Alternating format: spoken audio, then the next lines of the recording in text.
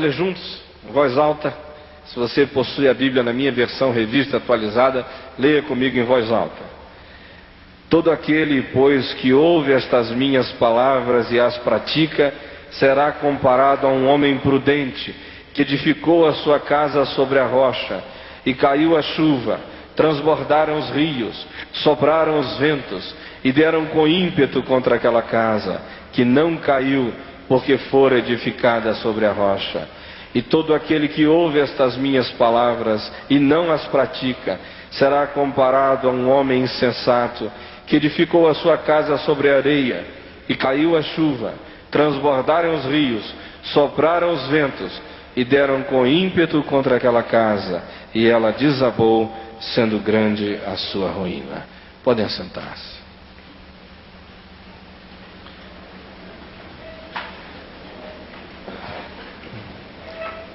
No dia 18 de março passado, nós estávamos numa reunião na Vinde, durante a tarde inteira, resolvendo uma série de coisas. Ao final da reunião, já por volta das 6 horas da tarde, eu encerrei a reunião com uma palavra de oração. E nós estávamos orando, quando eu comecei a ter a sensação de que eu estava tonto. Eu disse, eu devo ter comido alguma coisa ruim, desagradável, que fez mal a mim, porque eu comecei a oscilar, a balançar, como se eu estivesse assim, no convés de um navio, sentindo um negócio esquisito. De que será isto? Continuei orando, já estava terminando a oração, já assim nas vésperas do amém, quando eu ouvi aquele negócio, brum, sacudiu o edifício inteiro.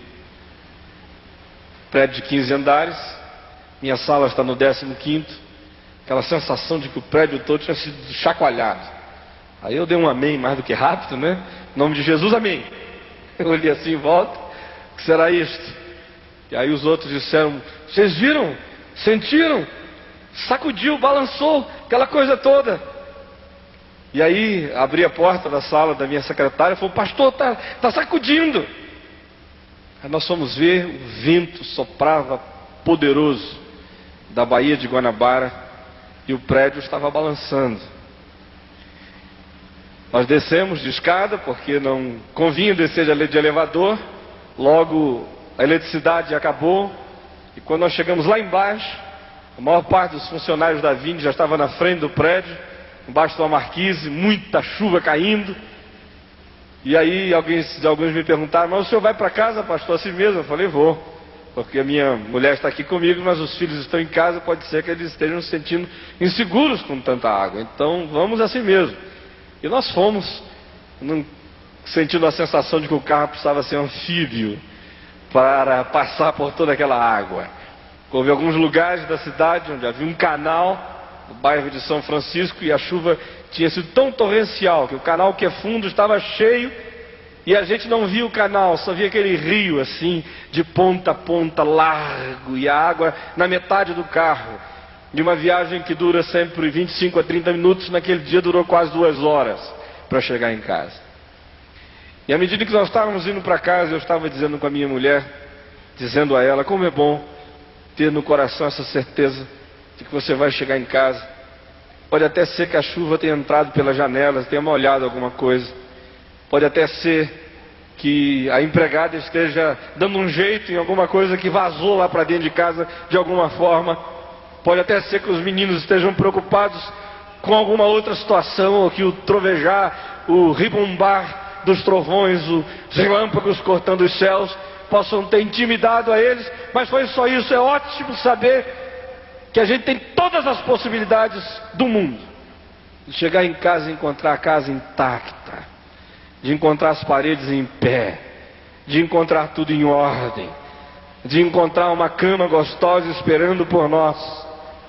Ao passo que aqui mesmo nesta cidade, enquanto essa chuva cai, com certeza há uma quantidade enorme de barracos que estão rolando pelas encostas das montanhas, com gente aflita, gente angustiada, gente desabrigada, gente entregue às intempéries, gente correndo com as crianças para um lugar mais seguro, pais voltando para casa, imaginando que alguma coisa trágica lhes possa ter acontecido, porque as bases e as fundações da edificação de suas casas não são confiáveis o suficiente para enfrentar esta estação dos ventos e das tempestades.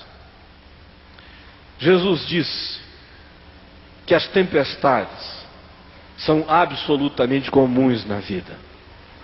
Ele olha para a vida em volta e interpreta o cenário existencial, interpreta as circunstâncias todas que haveriam de compor no seu conjunto a vida humana e diz aos seus discípulos que todos eles deveriam estar absolutamente conscientes de que a estação das chuvas é a grande estação da vida, que chove o tempo todo, que os ventos são uivantes e as situações de dilúvio não são eventuais na vida moral, na vida espiritual, nos relacionamentos humanos. Ao contrário, fazem parte do nosso cotidiano a tal ponto de que a gente deveria aprender a orar algo semelhante àquilo que se diz das tempestades nossas de cada dia. Livra-nos hoje, ó Senhor. Ele olha para a vida com tremendo e tamanho realismo, que ele chega mesmo a dizer que as tempestades e as intempéries e as calamidades são absolutamente cegas. Elas não têm o poder de escolher alguns, elas não são seletivas, elas não dizem nós vamos cair açoitando a casa do Fernando e vamos poupar a casa do Antônio. Ao contrário, elas vêm de maneira cega, socializam, distribuem suas dores, suas agonias na direção de todos.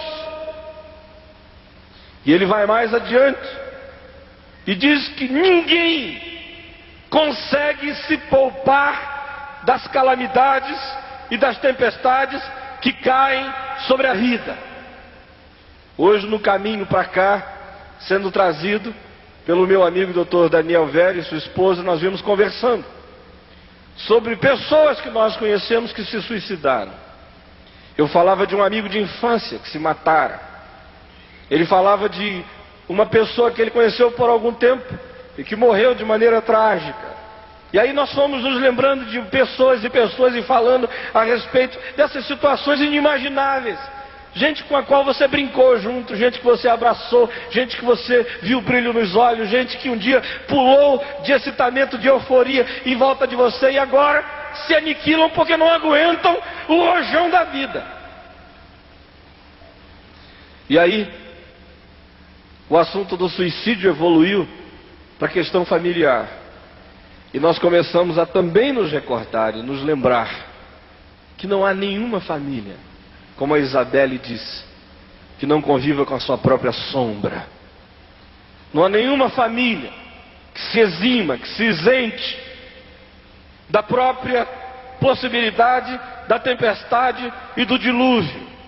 Não há nenhuma família que diga: aqui eu estou imune à possibilidade de que as situações trágicas me alcancem.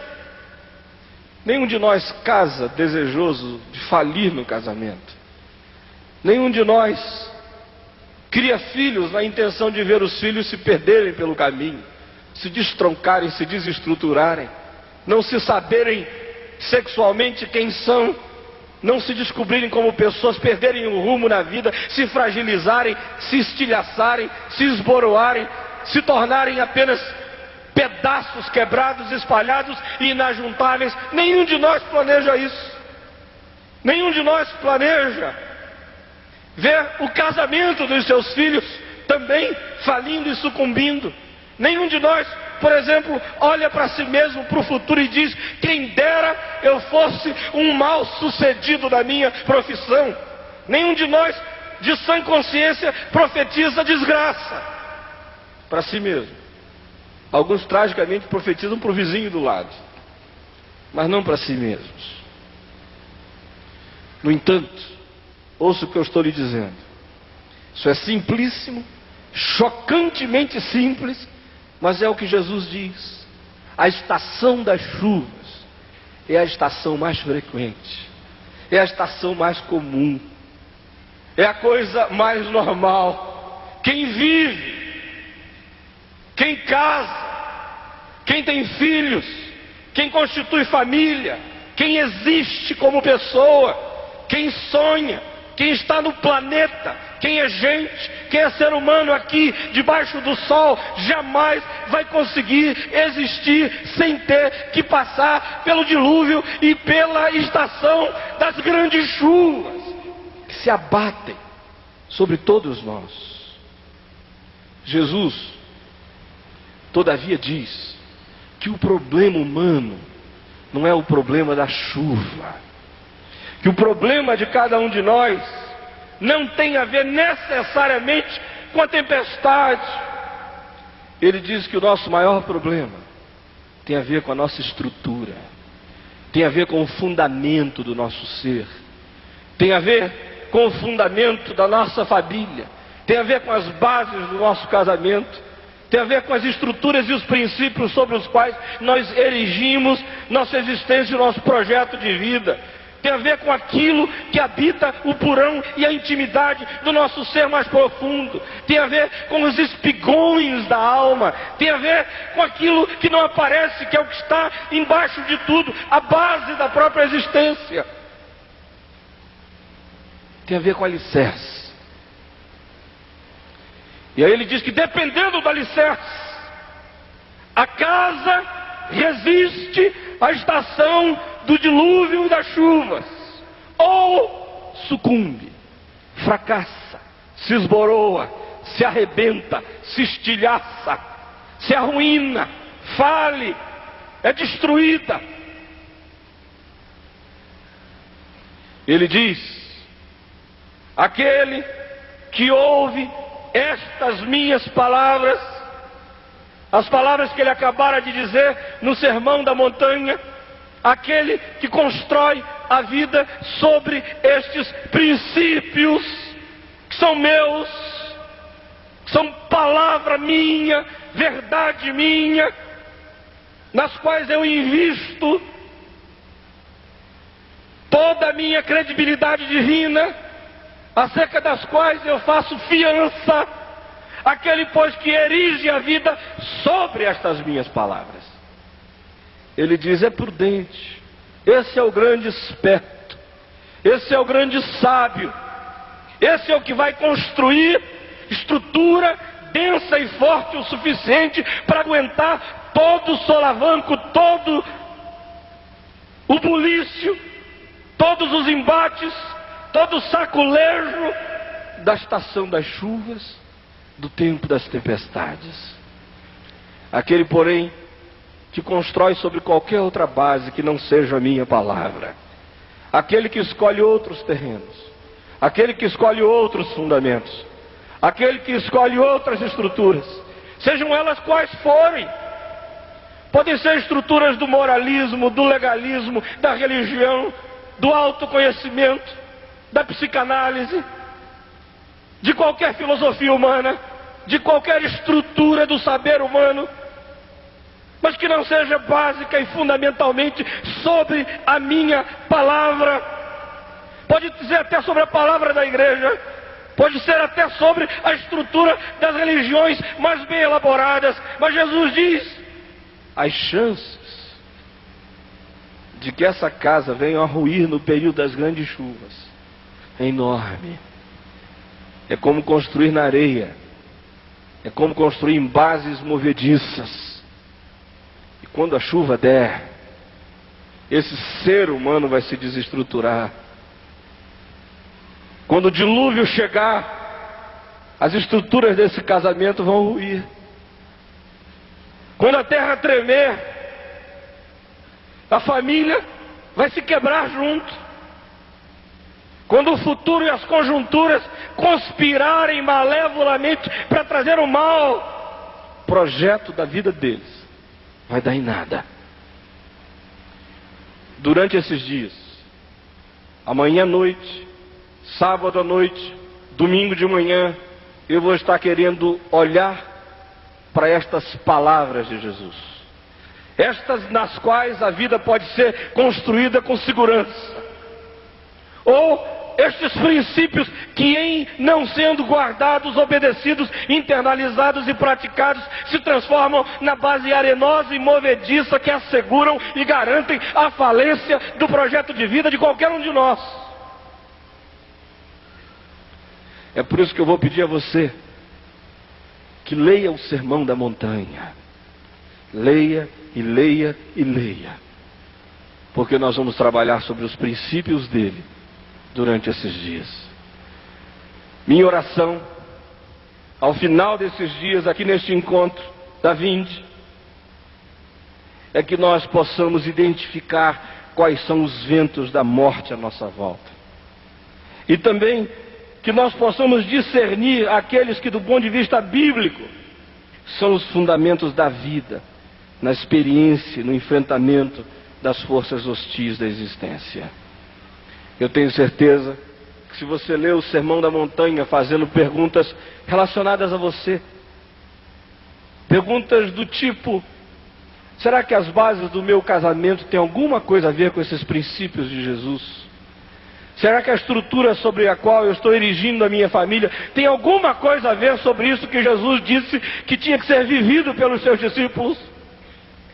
Será que a minha atitude como marido, minha atitude como pai, minha atitude como amigo, minha atitude como ser humano, minha atitude como profissional, tem alguma coisa a ver com essas atitudes que Jesus disse que deveriam constituir a essência daqueles que querem na vida refletir a palavra de Deus? Porque se não houver, eu quero dizer uma coisa para você, sem apelação e sem engano: você está erigindo na areia. Vai cair. Pode até ser que o casamento não caia, mas com certeza o amor vai sucumbir e as mágoas vão crescer na relação, apesar de que vocês vão para a sepultura juntos. Pode até ser que a família não se torne uma tragédia, mas com certeza ela não vai ser aquele lugar de saúde que poderia ser. Pode até ser que, como profissional, você progrida, mas com certeza às custas da sua própria humanidade, do seu próprio ser, das suas próprias essências mais profundas. De um outro lado, existe uma chance enorme de que as calamidades que se desenham, que se configuram com as expressões mais trágicas, que destroem o ser, que amarguram a alma, que adoecem a mente, que trazem falência emocional, que desestruturam a pessoa, que declaram a bancarrota do casamento, que amarguram filhos, que cessam o diálogo, que silenciam conversas, que povoam a mente de memórias amarguradas, que transformam o álbum na família num álbum de terror e de lembranças horrorosas, e que fazem de você um ser humano falido. Essas coisas todas podem ter uma chance enorme de se instalarem nas suas vidas, se vocês estiverem construindo sobre bases outras quaisquer, que não essas bases sobre as quais Jesus convida a mim e a você para erigirmos todo o projeto da nossa vida. Eu tenho visto muitos cristãos pedindo oração regularmente. Oração pelo casamento, oração pela família, oração pelos negócios. E a gente parece que substituiu a oração por obediência.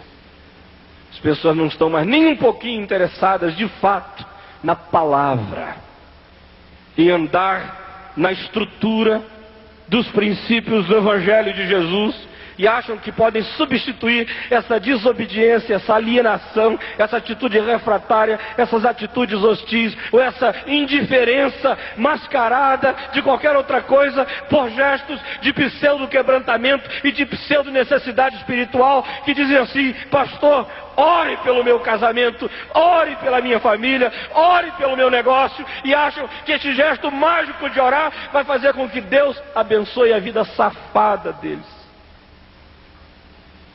A atitude sem vergonha dele dentro de casa, a brutalidade, a hostilidade, o amargor, o azedume, a infidelidade, o maltrato, a grosseria, o espancamento, a frieza para com os filhos. Deixa eu dizer uma coisa a você: nem oração pode abençoar a vida de um indivíduo que quer bênção sem nenhum compromisso com a vivência da palavra do Senhor Jesus. Especialmente gente que sabe como devia viver e não vive.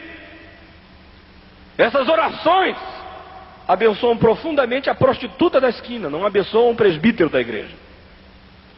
Abençoam imensamente o homossexual da Praça da Sé, não abençoam o pastor hipócrita, gelado, indiferente e distante da palavra que ele prega e não vive. Abençoam o bicheiro, mas não abençoam os bichos que cantam nos nossos corais da igreja.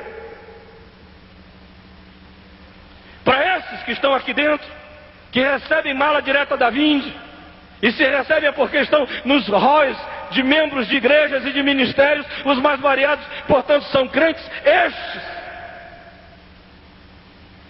antes de pedir oração, antes de pedir uma bênção promíscua, antes de pedir que Deus se torne sócio das incoerências e das hipocrisias deles, antes de pedirem qualquer outra coisa cínica, o que eles têm que pedir é que Deus quebrante o coração deles. O que tem que pedir é que a palavra de Deus passe a ser outra vez base para a vida deles. O que tem que pedir é que eles tenham coragem e poder de decisão suficiente para darem um passo de vontade resolvida na direção de construírem a vida sobre a palavra. O que eles têm que pedir é que de alguma forma as ilusões e as tapiações e as bases movediças sejam arrancadas para que de novo o valor insubstituível da palavra seja afirmado e eles, convencidos disto, desistam do resto e pretendam confiar na palavra, para erguer a vida na palavra, nesta palavra que Jesus diz é fundamento imbatível e inquebrantável, esta palavra acerca da qual ele diz: aquele que erigir sua casa, seu casamento, sua vida, sua família, sua profissão, seus negócios, sobre ela vai aguentar o dilúvio. Pode chover como chover, podem vir as calamidades que venham, ele vai prevalecer, Jesus disse. Minha expectativa é que durante esses dias, estudando o Sermão do Monte, nós ganhamos os princípios e as principais dicas de uma vida baseada e de uma vida centrada em princípios genuinamente cristãos. A saber, deixa eu lhes compartilhar 7 deles. Primeiro, uma atitude de contínuo aprendizado. Quando a gente lê o Sermão do Monte, um dos princípios que brotam dali é esse, de que aquele que é discípulo de Jesus vive uma atitude de contínuo aprendizado. Crescimento mediante uma atitude de humildade que quer sempre aprender. Quem anda com Jesus deve estar sempre preparado para ver a relativização de velhos mitos e dogmas acontecerem. O Sermão da Montanha está encharcado de expressões do tipo: eu, porém, vos digo. Esqueça o resto. Olha aqui para mim. Deixa para lá. Comigo é diferente.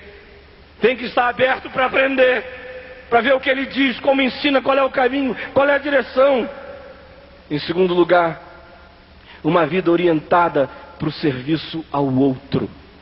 Eu creio que nenhum princípio funciona se ele não for praticado a nível de serviço. 80% dos princípios do Sermão da Montanha tem a ver com o outro. Tem a ver com aprender a ser feliz fazendo a felicidade de alguém. Tem a ver a realizar-se pessoalmente realizando outros. A grande ironia de tudo isso aqui é que Jesus ensina que ninguém se autorrealiza tentando se autorrealizar. Todos aqueles que se autorrealizam são aqueles que vivem para realizar alguém. Terceiro princípio é aquele que fala de uma vida que irradia energia positiva. Ninguém que praticar os princípios do Sermão do Monte vai ser negativo, vai ser amargo.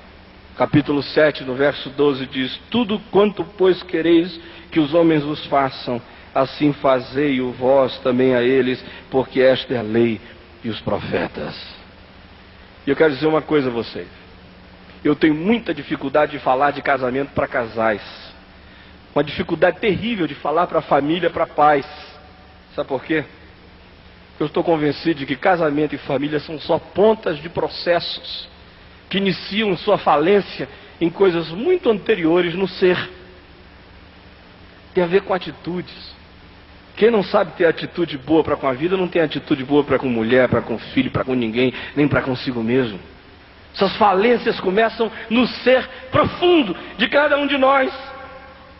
Vidas que se tornam amargas e que se tornam absolutamente pesadas para os outros, cujo convívio é desgraçadamente infeliz, são pessoas que não aprenderam a irradiar energia positiva, de existirem com generosidade.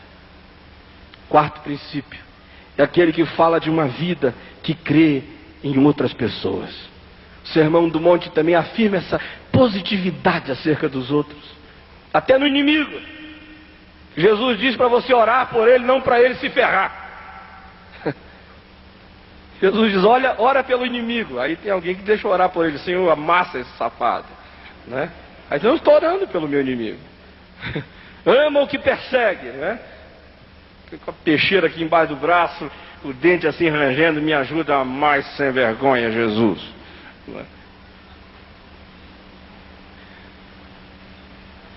Mas de fato, o que Jesus está querendo dizer é que mesmo o inimigo pode se transformar em amigo. O adversário pode ter atitude mudada. O Sermão do Monte está cheio dessa positividade. O perverso pode ser constrangido pela sua bondade a mudar de atitude na segunda ou na terceira milha lá adiante.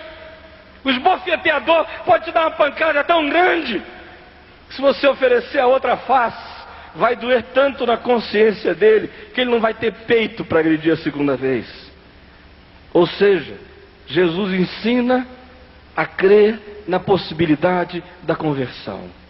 Vendo a vida com esses olhos construtivos das palavras de Jesus, a gente aprende a fazer diferença entre comportamento e potencial.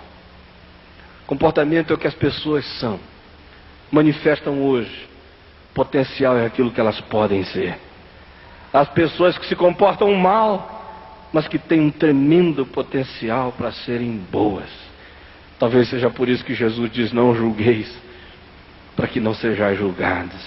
Quem julga olha só o comportamento, olha o potencial, olha o que a tua mulher pode se tornar, olha o que o teu marido pode se tornar, olha o que esse teu filho problemático, adolescente, pode vir a ser, olha o potencial. O quinto princípio é aquele que fala de uma vida equilibrada. O Sermão da Montanha propõe uma vida equilibrada em todos os níveis. Mente sadia, construtiva, positiva, generosa, conforme as bem-aventuranças. Projeto gostoso para a vida. Seja gostoso, Jesus disse. Seja sal. Uma vida saborosa, iluminada e que ilumina, luz. Relações com o próximo desarmadas, desbloqueadas, limpas e purificadas de vingança e amargura e construídas sobre amor generoso e perdoador. Relações com Deus transparentes, vividas no secreto da vida, e com o próximo genuínas, porque não se baseiam no desempenho hipócrita de uma espiritualidade vazia. Todas essas áreas que tem a ver com Deus, com o próximo, com relacionamentos interpessoais, com a mente, com as emoções, com a atitude, com o projeto de vida, constituem um conjunto tremendamente equilibrado, que garantem a todos nós uma vida balanceada. Em sexto lugar, o Sermão da Montanha nos fala de princípios de uma vida tolerante e flexível. O principal princípio do Sermão da Montanha é a flexibilidade. Eu diria que esse é o princípio mais inflexível do Sermão da Montanha. É a flexibilidade, a tolerância, estar aberto para os outros. E por último, uma vida essencialmente preocupada com o ser. Com o ser. Não tanto com ter, não tanto com fazer, antes de tudo com ser. Com aquilo que você é. Semana retrasada, uma pessoa veio falar comigo e disse, ó pastor, o senhor me perdoe, eu insisti demais para falar com o senhor, mas eu estou assim culpadíssima porque eu sei que o senhor tem tanta coisa importante para fazer, tanta gente extremamente mais importante para atender, e está gastando uma hora aqui comigo. Eu sou um investimento muito pobre, porque eu não faço nada importante. Eu olhei para ela, eu falei: olhe, eu acho que você acabou de me dizer qual é o grande problema que lateja no fundo da sua vida e do seu coração. De alguma forma me diga, será que você não acha que as grandes coisas da vida são aquelas que são feitas e não são aquelas que a gente é? Possivelmente você esteja aí se medindo todos os lados com pessoas de performances extraordinárias, e ao se medir com elas você esteja sendo chupada para dentro desse buraco negro do não ser. O que eu quero dizer a você é que eu tenho essa hora, a hora seguinte, as horas que forem necessárias, porque eu acredito que o grande projeto do Evangelho é o projeto do ser. Fazer de alguém que é aquilo que ele pode ser no Senhor. Nesses dias, nós vamos estar trabalhando nesses princípios por uma razão simples. Olhe agora para a crise do seu casamento. Olhe agora para as suas crises pessoais. Olhe agora para os seus problemas de relacionamento profissional. Olhe agora em todas as áreas da sua vida, para todos os seus vínculos, e me responda: será que a falência desses projetos múltiplos não tem a ver com a ausência desses princípios na base e na essência da sua própria vida? Maridos inflexíveis são inflexíveis porque acham que sabem tudo, são durões impenetráveis. Mulheres profundamente infelizes, que podem ser cobertas de todos os amores do mundo, o são, porque não conseguem se descentrar e olhar para fora de si, querem existir em função da realização apenas de si mesmas, e o mesmo acontece com os seus maridos. Casamentos que já amanhecem amargurados, camas que já são feitas com azedume, cafés da manhã que já são compartilhados com amargor, almoços que já são comidos com absinto, jantares que já são engolidos com tristeza, são, porque as pessoas estão irradiando energia negativa para todo lado. A vida delas é absolutamente autodestrutiva. Ninguém aguenta ficar casado, ninguém aguenta ser filho, ninguém aguenta ser pai de gente assim. Mulheres magoadas tantas vezes o são porque os maridos só conseguem julgar a performance, a comportamento, a conduta, os atos explícitos, nunca conseguem ver o potencial, nunca conseguem olhar lá dentro e dizer quanta coisa bonita nela, quanta riqueza, quanta virtude, quanto poder para explodir com criatividade, mas só julgam a performance imediata, esmagam, debulham, amesquinham, arruinam e por fim deixam alguém com a alma empanturrada de ressentimento.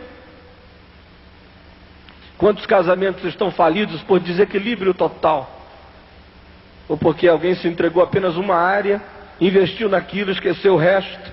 E eu quero dizer o seguinte: até quando alguém se concentra só no quarto, de joelho, em oração e jejum, ele corre um risco tremendo de arruinar o casamento e arruinar a família. Não se esqueça que no Sermão da Montanha Jesus fala de tudo. Fala de sexo, para se dar à mulher numa relação limpa, fala de relação com o próximo, fala de relações as mais variadas, fala de como ganhar dinheiro e como não se deixar ganhar pelo dinheiro, fala da vida do futuro, fala de tudo, fala também dessa relação com Deus na intimidade do lugar secreto onde a vida deve começar a desabrochar, mas não diz para a vida se circunscrever a isso tudo. Há um tempo atrás, uma mulher me procurou e me disse: eu queria dizer o seguinte, a minha grande tragédia foi ter casado com um santo. E eu disse: por quê? Porque ele é um santo. Santo, santo, santo. Dá vontade de acordar de manhã cedo e cantar: santo, santo, santo, marido onipotente, alguma coisa assim, né? Mas na cama é uma tragédia. Não sabe dar um beijo, não sabe dar um abraço, não sabe fazer um carinho. não sabe enfiar o dedo no cabelo, vai abraçar, dar uma cotovelada assim no meio da cara da gente, está todo torto. Está ótimo de quarto fechado, ótimo de joelho do lado da cama, mas muito ruim na cama. O Sermão da Montanha bota tudo isso junto e diz: olha, tem que haver equilíbrio. Se a vida se desequilibrar, alguém vai perder muito em alguma área. E será que boa parte das falências dos nossos vínculos mais variados também não tem a ver com a intolerância, com a inflexibilidade, com os dogmas, com o machismo, com a dureza, com o eu já disse, está dito? Eu sei que as senhoras aqui que quisessem ser honestas iam dizer que já levaram pancada na cara de presbítero, de pastor e de maridos crentes, aqui entre nós. Tem muita mulher apanhando dentro da igreja, mas muita.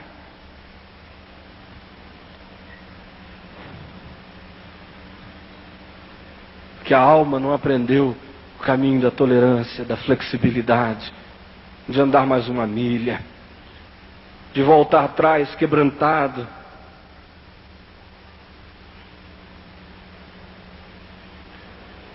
Você está realmente disposto esses dias a rever a sua vida inteira à luz desses princípios?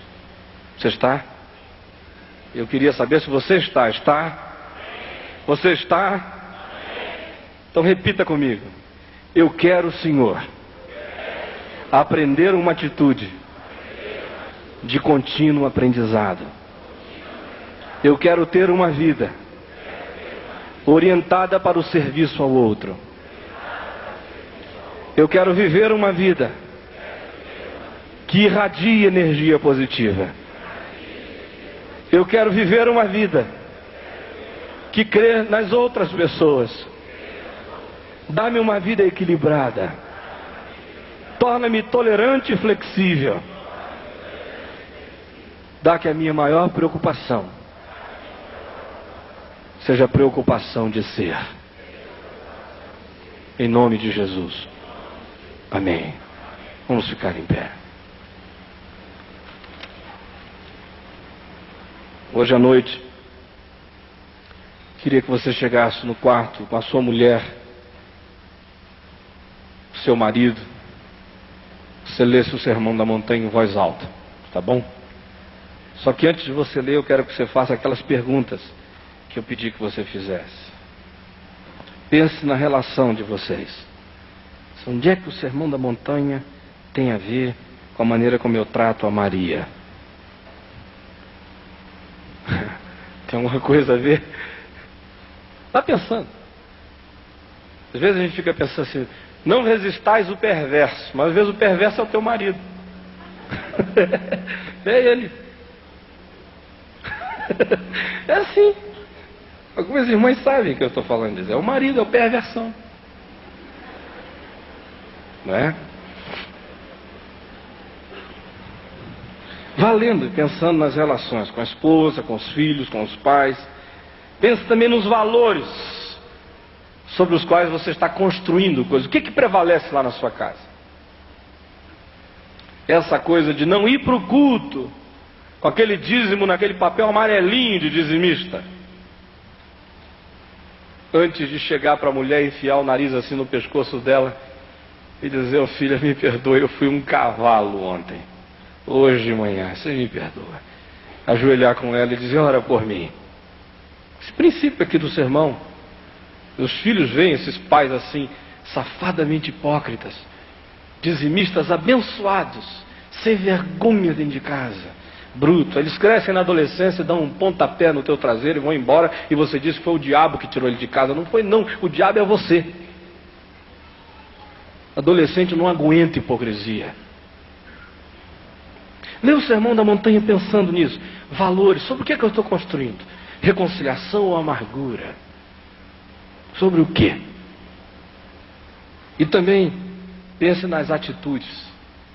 Minha maneira de reagir tem alguma coisa a ver com essa proposta de Jesus? Alguma?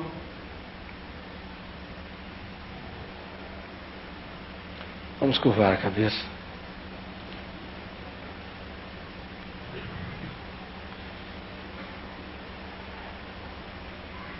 aqui de cima dessa plataforma, nós vamos fazer o nosso melhor e dar o nosso melhor, para que você que está sentado aí seja muito abençoado.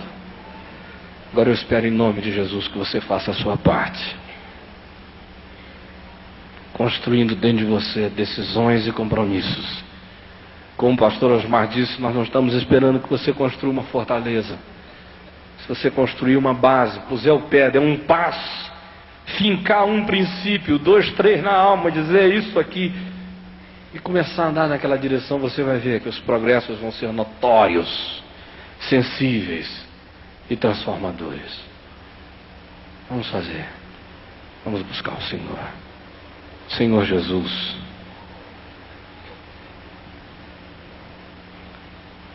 dá-nos um coração dócil.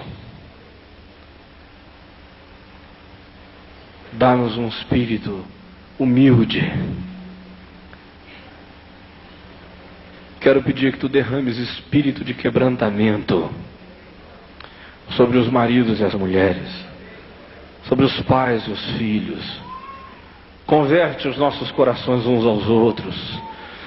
Converte nossa atitude. Daqui, começando hoje à noite, alguma coisa extraordinária de espírito de confissão de pecados, pedidos de perdão, reacertos e ajustes e reconciliações e carinho e verdade comecem a brotar de dentro do nosso coração.